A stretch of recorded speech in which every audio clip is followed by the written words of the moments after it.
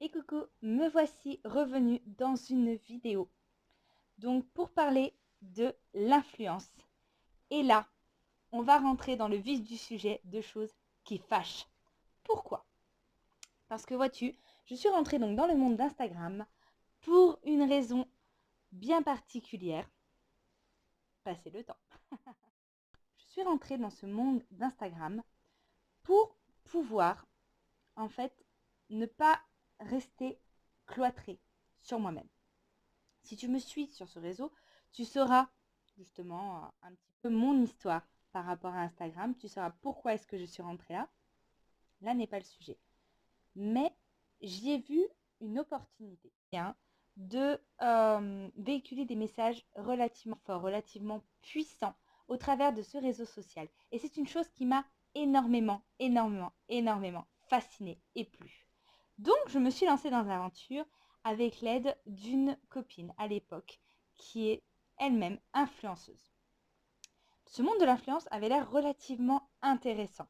Pourquoi? Parce qu'au final, je me rendais compte que par le biais de ce réseau social, elle arrivait à obtenir des avantages non négligeables pour sa vie de tous les jours et pour sa vie de famille.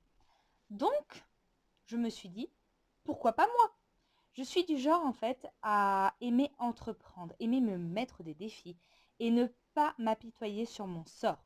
Donc, plutôt que d'envier tout simplement les gens, je me bouge et je mets en place des actions pour atteindre mes objectifs. Chose que j'ai faite de façon très honnête. Donc, c'est pour ça que je suis sur Instagram depuis le mois de juin, pardon, et qu'à l'heure actuelle, je n'ai pas encore passé les 2000 abonnés. Pas du tout même. Mais j'ai une communauté qui est quand même relativement honnête, sincère, investie et surtout vraie. Pourquoi je dis vrai? Ça fait plusieurs fois que tu m'entends dire vrai et tu dois te poser la question. Puisqu'en fait, le monde des influenceurs d'Instagram est quand même relativement obscur et surtout très faux. Il y a des gens qui achètent leurs abonnés. Puisqu'au final, les marques, les grandes marques, font souvent cas du nombre d'abonnés que nous avons, nous autres Instagrammeurs, blogueurs, des nombres de personnes qui nous suivent. Sauf que ça, on parle de nombres, on parle de chiffres, on parle de numéros. On parle de données informatiques qui peuvent s'acheter. Il existe des sites, je ne me suis pas renseignée encore sur lesquels, puisqu'en fait, ça ne m'intéresse carrément pas. Mais ça existe. Il y a des sites qui existent pour acheter des followers. Là-dessus, certaines marques ne sont pas très regardantes puisqu'en fait, elles vont juste regarder que, tiens, tu as 25 000 personnes qui te suivent, tu as de l'importance, tu as du poids. Donc, tu vas avoir des partenariats, rémunérés ou non, avec des cadeaux pour pouvoir promouvoir les marques. Puisqu'au final, c'est ça l'influence à la base. C'est ni plus ni moins que du marketing. Le concept est vieux comme le monde finalement. C'est des choses, la publicité, c'est un nouveau moyen de communication qui n'est pas forcément à jeter. Moi, ce qui me dérange, c'est ce qui en découle. Finalement, donc, ces tricheries, des gens qui achètent des faux abonnés, on parle évidemment de marques, on parle des marques qui du coup ont choisi ces personnes, ces influenceurs, puisqu'ils sont censés avoir une certaine communauté, un certain pouvoir de parole, qui au final n'ont pas, puisqu'ils ont acheté leurs abonnés. Donc là, on rentre dans un jeu très faux, qui me dérange énormément. Donc là-dessus, c'est un engrenage qui n'est pas très beau. Ensuite, ce qui me dérange aussi, c'est le côté complètement faux d'Instagram, à savoir que des gens véhiculent une certaine image qui est à l'opposé de qui ils sont réellement. On va trouver des mamans qui se disent bienveillantes sur les réseaux et qui, en réalité, quand elles ne prennent pas en photo leurs enfants, sont en train de leur sortir juste des horreurs pas nommables, tout simplement. Donc, ils sont capables de sortir des horreurs à leurs enfants en leur disant des choses qui ne devraient jamais se dire, même sur Instagram, mais dans la vraie vie, d'une manière générale, en fait. C'est pas comme ça que tu aides un enfant à se reconstruire, à lui sortir des choses horribles au quotidien et puis mettre une pause et dire attends, il faut faire la photo pour Instagram. Non, ça ne marche pas comme ça. Enfin, en tout cas, dans mon esprit à moi, ça ne marche pas comme ça. Donc, dans mon esprit à moi, dès que les gens commencent à dépeindre une vie un petit peu trop parfaite, je mets des réserves. Parce que déjà, la perfection n'existe pas. Je le sais. Je l'accepte. Puisqu'en fait, c'est normal. L'humain n'est pas parfait. Et de toute façon, une personne parfaite serait terriblement ennuyeuse. Tu penses pas? Moi, c'est mon avis en tout cas. Là-dessus, j'ai vu des choses qui me déplaisent beaucoup dans le monde de l'influence. Et l'autre jour, j'ai mon fils qui a dit que j'étais une influenceuse. Quel sentiment cela a-t-il éveillé en moi? Au début, je me suis dit, tiens, c'est sympa. Il ne me voit pas juste comme la maman à la maison qui s'occupe de son petit frère. Mais d'un autre côté, je me suis posé la question de savoir, est-ce que ça me fait réellement plaisir d'être une influenceuse? Est-ce que j'ai envie d'être une influenceuse? Non, je n'ai pas envie d'être une influenceuse. Parce que déjà, pour moi, ce mot influenceur, influenceuse, c'est un mot qui n'est pas avec une très très belle connotation. En général, quand ma maman me disait que cette personne avait une influence sur moi, c'était pas bon signe. Et la personne giclait très très vite de ma vie.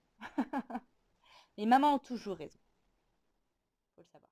De par cet aspect négatif du mot influenceur, influenceuse, je ne veux pas être quelque chose de négatif. Je ne veux pas être quelqu'un qui va diriger la vie des autres. Je peux donner des conseils, ça me fait énormément plaisir. C'est ce qui me fait vibrer finalement. C'est cet échange avec les gens, c'est le fait de conseiller, le fait de pouvoir aider les gens. Ça, c'est quelque chose qui vraiment me plaît au plus haut point. C'est d'ailleurs ce qui a toujours motivé ma vie, guidé mes choix professionnels. Mais de là à devoir dicter la vie des gens, non, non. Parce que finalement, pour moi, les personnes qui font ça se prennent un peu pour Dieu, se prennent un peu pour des gourous de secte. C'est pas joli, joli. En fait, on tape sur les doigts des gens qui adhèrent aux sectes. Tom Cruise, par exemple. Mais voilà, on en vient à critiquer les gens en disant oui, les sectes, les religions, mais au final, ces personnes qui suivent à corps perdu tout ce que des gens sur Instagram vont leur dire, c'est quoi la différence avec une secte? Certains vont me dire, je ne lui donne pas d'argent. Faux. Tu donnes de l'argent à l'influenceur de façon détournée. Mais à partir du moment où tu vas utiliser un code promotionnel d'une grande marque, tu donnes de l'argent à l'influenceur. Puisqu'il faut savoir que les influenceurs, les grands influenceurs, quand ils te sortent un code promo avec une marque, eh bien en fait, ils touchent une commission sur les ventes effectuées avec ce code promo. C'est comme ça que les gens gagnent leur vie. Il n'y a rien d'illégal là-dedans. Mais, dis-toi bien une chose, c'est que s'ils t'ont dit du bien du produit, c'est parce qu'en fait, ils sont payés pour le dire. Est-ce qu'ils le pensent vraiment? Oui, non, on ne peut pas savoir. Mais dis-toi bien que voilà, si la marque les paye, c'est pas pour dire que c'est de la merde. Ça c'est dit, ça c'est fait. Maintenant, ma démarche à moi sur Instagram est bien différente. Finalement, j'ai envie, effectivement, de pouvoir acquérir ce pouvoir de parole. Ça fait très envie parce qu'en fait, j'ai des messages à véhiculer. Pas des messages religieux, pas des messages formateurs, dictateurs. Non, au contraire. J'ai vécu quand même pas mal de choses en 30 ans d'expérience, mine de rien. J'ai une vie assez remplie. Mais mes expériences à moi font que j'ai envie de partager. J'ai envie de partager énormément de choses. Et effectivement, le fait qu'Instagram puisse me le permettre, j'en suis ravie. J'en suis ravie de pouvoir partager avec vous mon quotidien de maman. J'en suis ravie de pouvoir partager avec vous ma passion pour les pierres. J'en suis ravie de pouvoir partager avec vous eh bien, toutes mes idées un peu farfelues, mes folies. Tout ça me plaît. Ça me plaît vraiment. Mais aussi, j'ai envie d'aider à promouvoir des personnes, des entreprises à taille humaine, des petits créateurs, des petits commerçants, des petites choses. Je ne m'axe pas forcément vers les grandes marques. Pourquoi? Parce que je ne cherche pas à être rémunérée, déjà.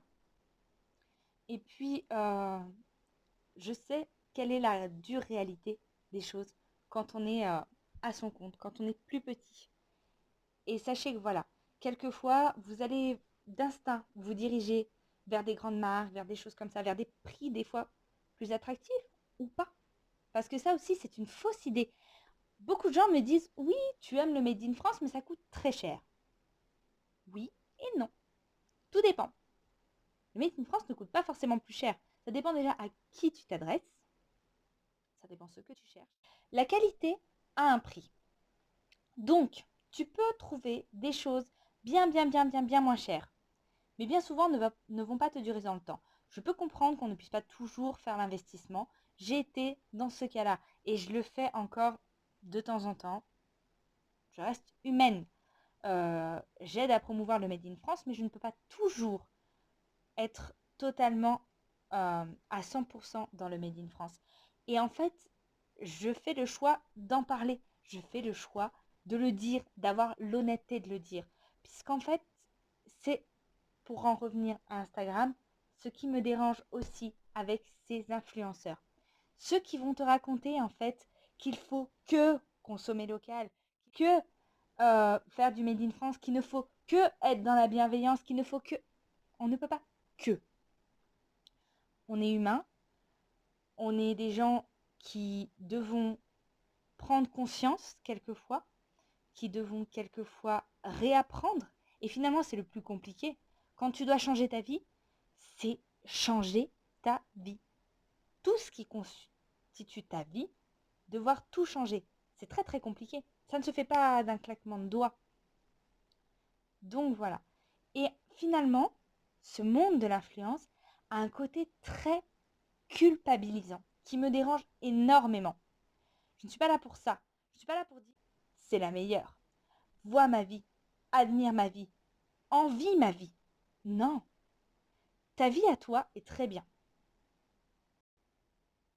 Si elle n'est pas bien à tes yeux à toi, effectivement, il faut peut-être que tu changes quelque chose.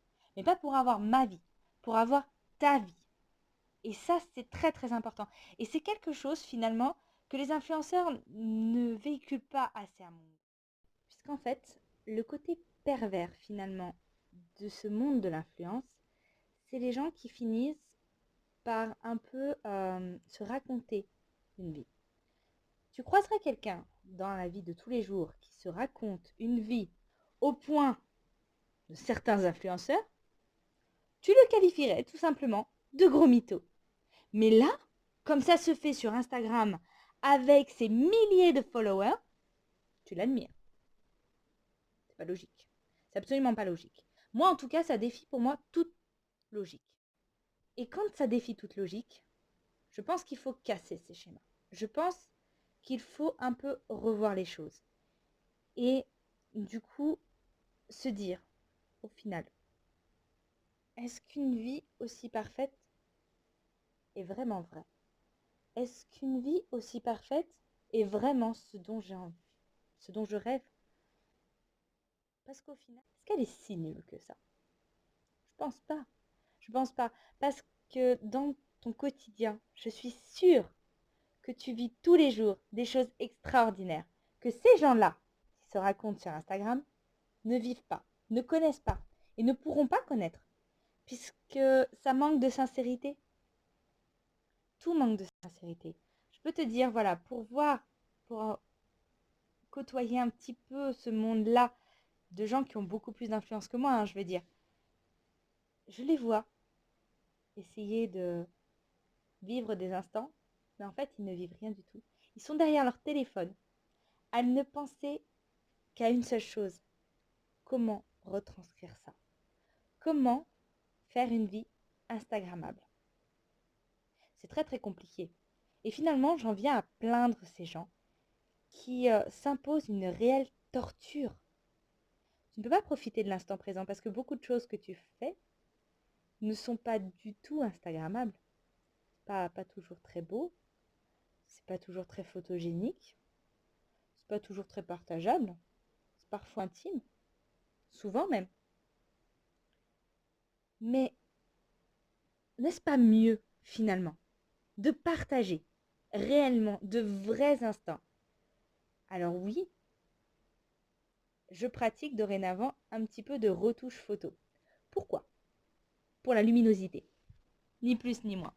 J'ai une copine qui m'a demandé, une Insta copine, qui m'a demandé si je voulais retoucher les photos, enfin ce que je voulais faire en retouche photo, plus exactement. Quand on s'est mis à parler là-dessus, qui m'a demandé si je voulais des conseils, quel genre de conseils je voulais finalement. Et elle m'a dit qu'elle ne savait malheureusement pas retoucher en fait un visage, un grain de peau ou des choses comme ça, puisqu'elle ne le pratiquait pas sur elle. Moi non plus. Et je ne cherche pas à le faire. Certaines personnes le font. Mais finalement, quand elles font ça, c'est peut-être parce que, c'est même sûrement, les filles qui vont se retoucher, oh mon Dieu, les rougeurs, oh mon Dieu, les boutons, oh mon Dieu, les cheveux, oh mon Dieu, la couleur des yeux.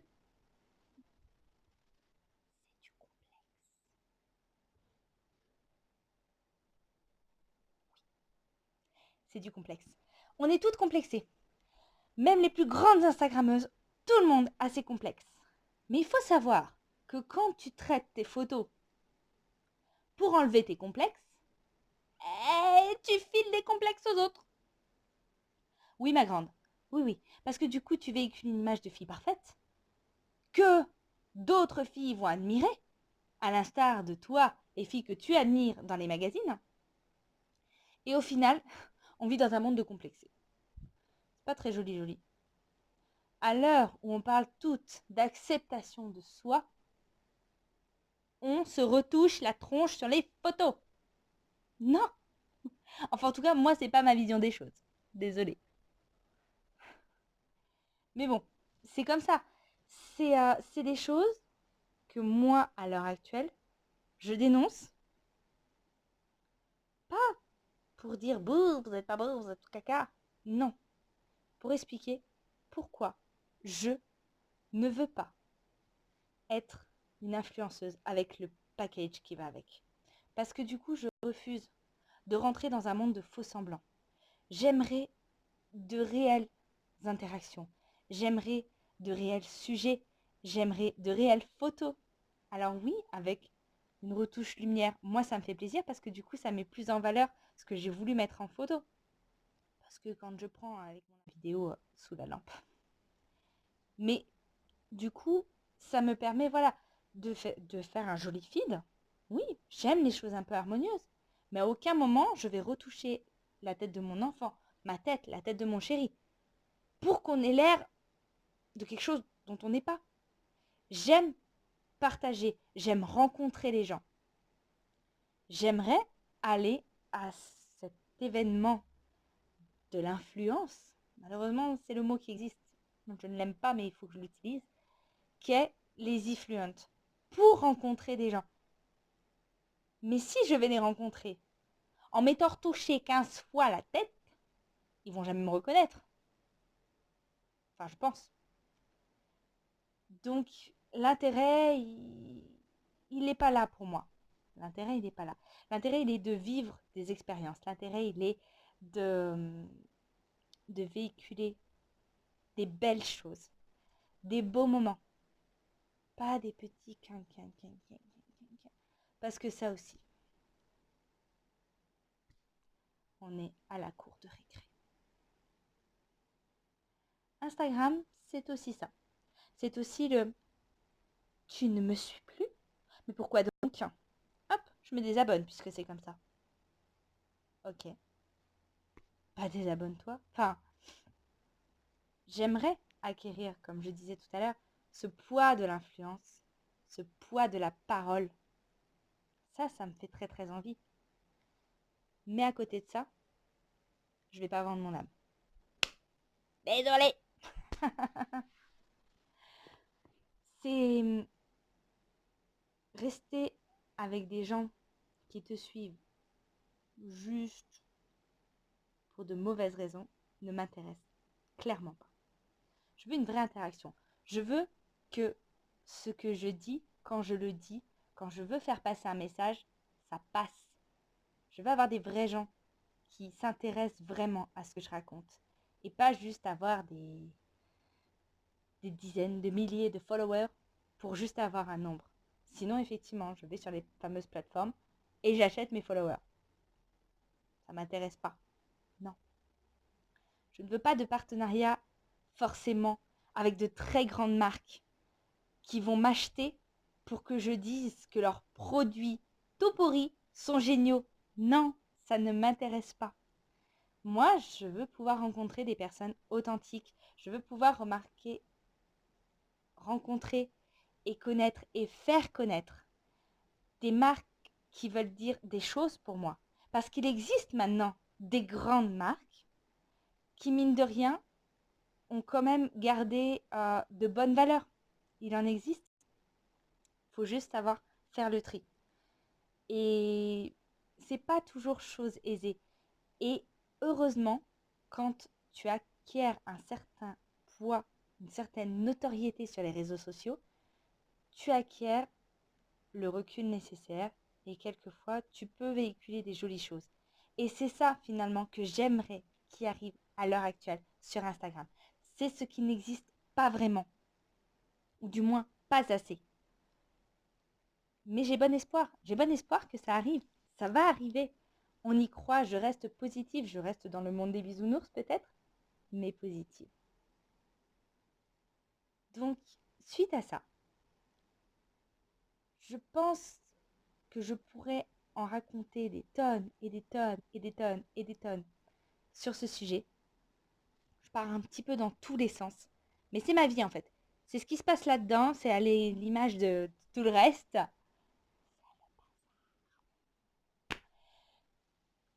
Mais du coup, je pense que je vais m'arrêter là aujourd'hui.